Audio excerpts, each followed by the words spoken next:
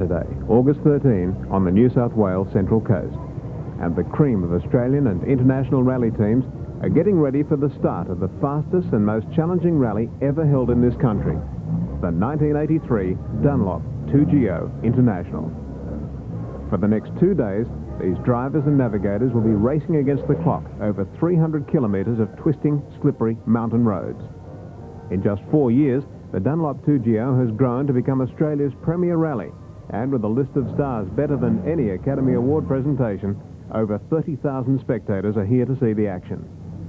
The rally is also round 3 of the Australian Championship, has drawn entries from right across the country, and for the first time in many years, Australian rally fans will get to see top international drivers from Japan and England. The Dunlop 2GO is based along the lines of European rallies, where most of the action is held in daylight. And the thousands of spectators through the Wattigan Mountains are about to see these crews pit their skills against the elements, driving the fastest and most powerful rally cars ever seen in Australia.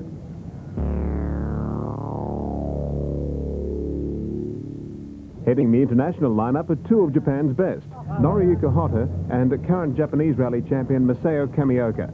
Both will drive Mitsubishi Lancers, to be navigated by fellow countrymen Ken Sakuma and Shuji Inada. But the real star is twice British rally champion Mad Malcolm Wilson. Together with New South Wales champion navigator Ray Stubbs, the 2WS Escort looks hard to beat. Jeff Portman, the current Australian rally champion and winner of last year's Dunlop 2GO, will start car 1 in his new Nissan Bluebird. The most versatile driver in the field, with 3 Australian Rally Championships, a touring car title and Bathurst win behind him, is Colin Bond in his TR7 V8. Bond's car is fitted with a 4.4-litre alloy V8 engine, developing over 300 horsepower. Everyone is confident that their car can finish Australia's fastest rally. But with champions like Greg Carr and his factory Fiat Abarth, 4 times ARC champ Ross Duncan in a Datsun Stanza, Bathurst winner Dick Johnson in his first ever rally, and local star Ian Hill, no one dared pick a winner. This is Will Hagan at the microphone, and at 10:30 we'll be getting the first of the cars away. The tension shows as drivers get their head into gear for the rally ahead.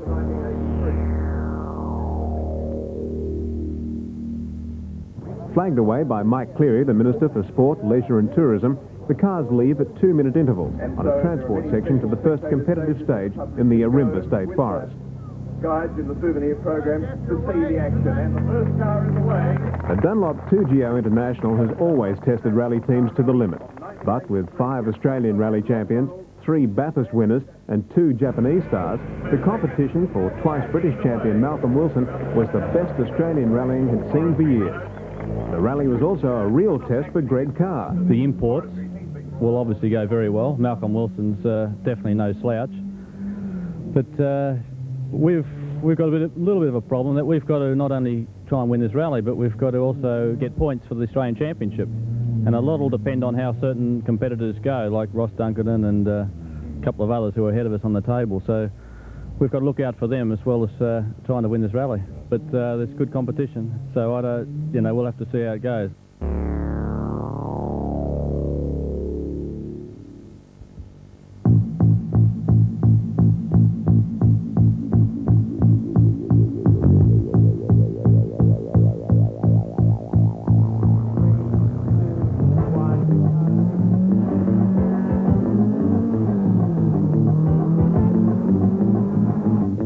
A good rally driver is one who can drive fast, but a brilliant driver has the skill necessary to maneuver a car along a winding mountain road at speeds better than 200 kilometres an hour, and the determination to go harder as the race gets faster. First, through special stage 1 was Jeff Portman. Then twice British champion Malcolm Wilson. Bond was through in his TR7 V8.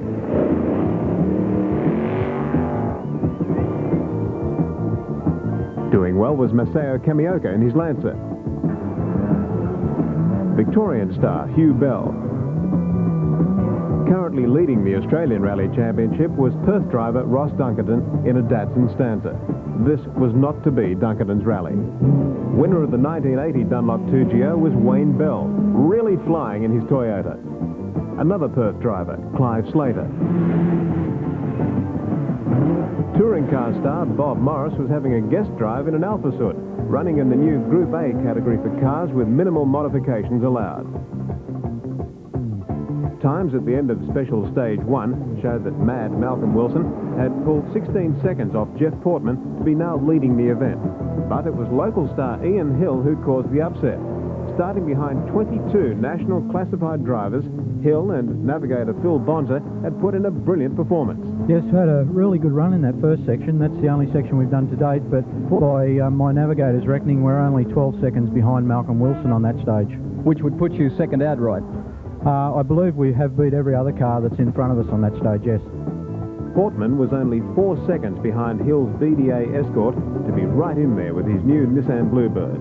We're hoping that we won't have any silly problems that usually associated with the first time out for a motor car.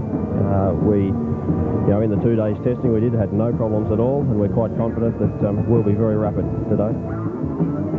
The roads were slippery and muddy from a torrential downpour the day before, and claimed Ron Marks, who rolled his spectacular Renault 5 Turbo.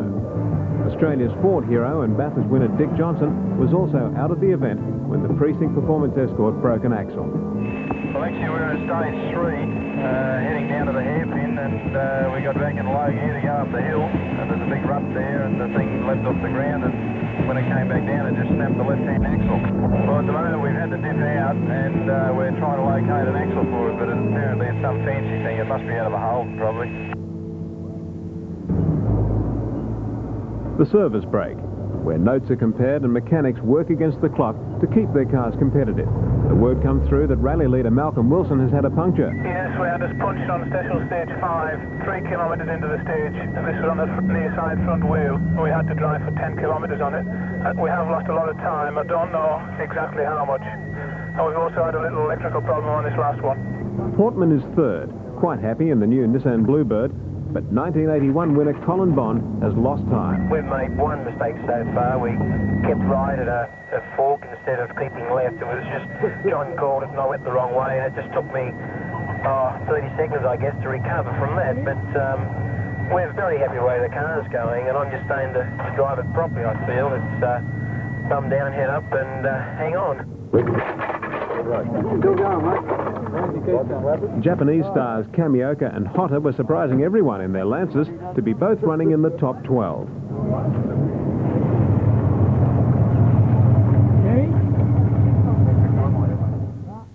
Sunday morning, and only 51 of the original 80 starters faced the control officials. Missing were Bob Morris, whose Alpha Soot was destroyed by fire after a holed fuel tank. Victorian driver Hugh Bell rolled his Datsun at over 160 kilometres an hour. Peter Moore had blown his engine. Dunkerton was out, as were Mike Batten, Gary Burns, Jim Middleton and Carolyn O'Shaughnessy. Malcolm Wilson had stretched his lead over Ian Hill by nearly 3 minutes after putting in a brilliant performance over Wattigan Road. 27 kilometres of high-speed crests and curves that really sorts the men from the boys. Yes, we've had quite a good run over Wattigan Road. I think we took well over a minute off Greg Carr. I think Jeff Portman's also got problems, but we took nearly 2 minutes off him.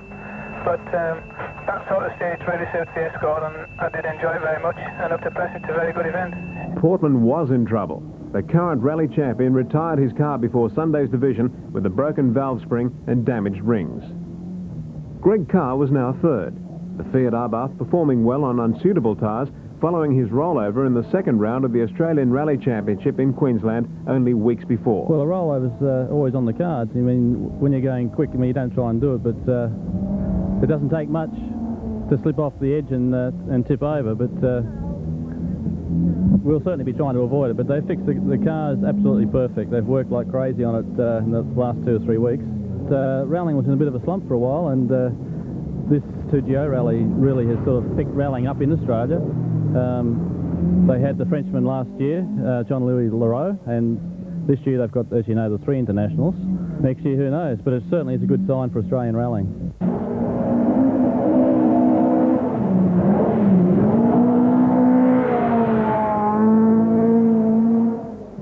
Colin Bond was up to 4th in the new TR7 V8, although it was surprising just how quick Bond's former Works Escort BDAs were running at the head of the field in the hands of Wilson and Hill. Well, you get on the throttle control, which is nice, because I think BDA, you just drive it flat out and steer it more or less, where these things you can actually point it in the right direction and then just feed the power in. The tyre wear, surprising, is a lot better, you know, on this than what it would be on the BDA. Yet, you know, I mean, I still love the BDA as a car, but, you know, if you haven't got a BDA, this is not a bad second choice. The Dunlop 2GO International Rally had not only captured the attention of over 30,000 spectators, but the media as well. 3 Sydney television stations, 7, 9 and 10, had actually poured money into the event, while the Rothman Special Events Centre provided a network of radio stations right around Australia with up-to-date reports.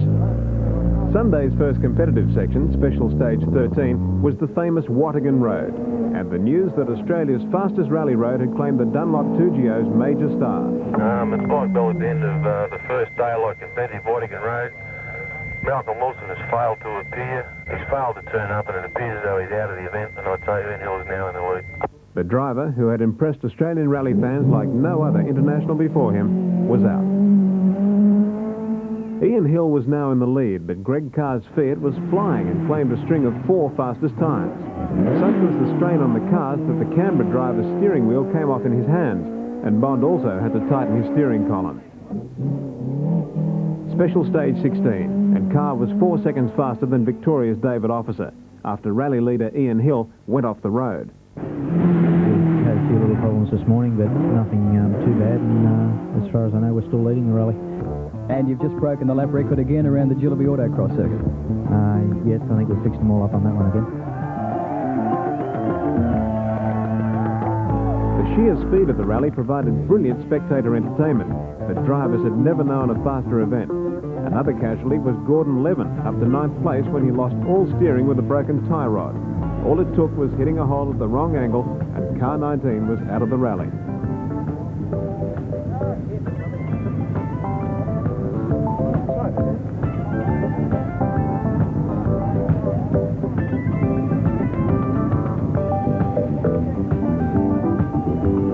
In the past, driver and navigator would have attempted emergency repairs.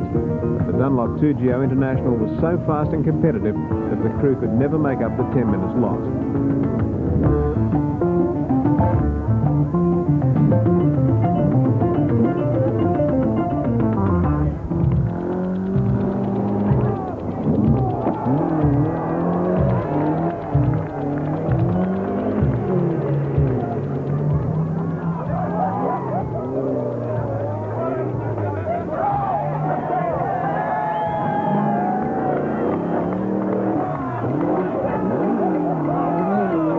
Japanese stars Kamioka and Sakuma were now in the top 10, but teammate Hotta had done a wall of death in his Lancer and had destroyed the car, making it a very sad weekend for patron Mike Bell and his bank manager.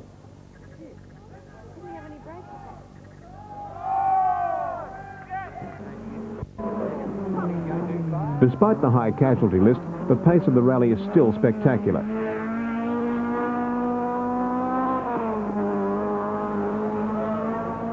Kamioka was forced to stop with a loose throttle cable on the Curtis Yambo hairpin. It took only minutes to fix, but lost him a possible 4th place.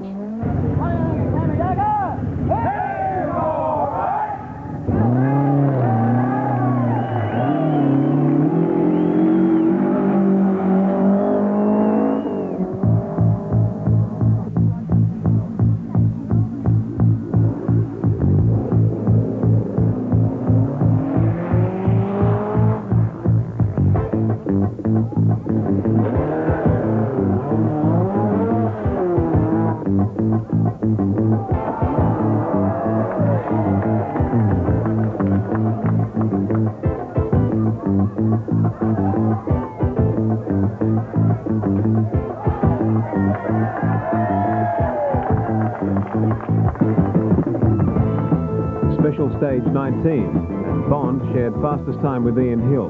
The TR7 driver now locked into 3rd place. but it wasn't to last. We just pressed a rise, we were flat in fourth gear and went back to third around the corner, started to accelerate and nothing happened. I thought I must have missed a gear. Tried for third again, I was in third in any other gear and there's no drive. So what must have happened, I think, is breaking the first measure shaft in the gearbox or something like that, because the car's going okay, it's just that it won't drive it anywhere.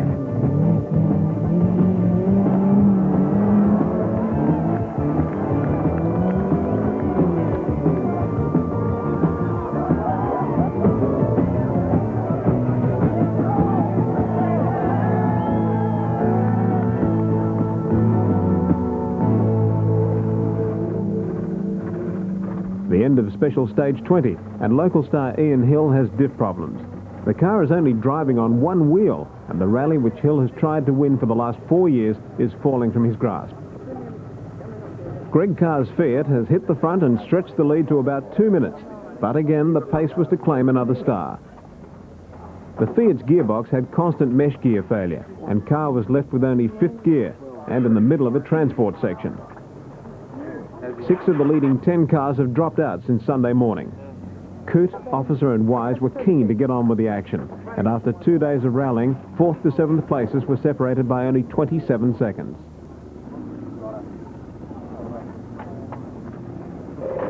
Somebody check the back end. Hill is still in the lead in the X-Works Escort, but with a broken diff.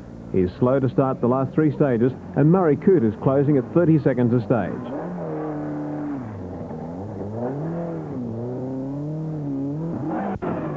Kamioka and Sakuma. Only bad luck robbed them of a brilliant performance.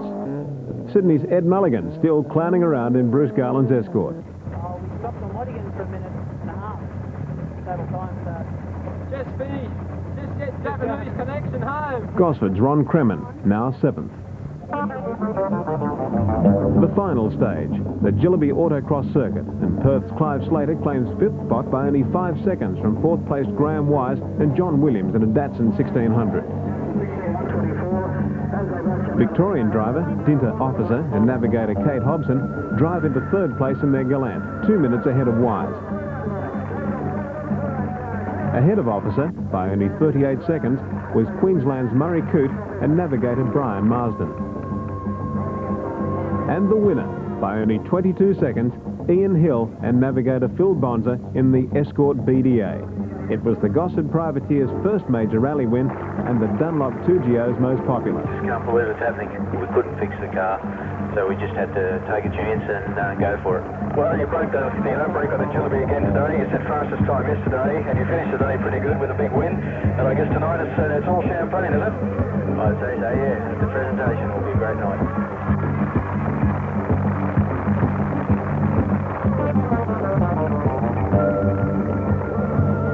Malcolm Wilson vowed to return next year. And while most of the rally crew shared a beer, Hill broke out the champagne.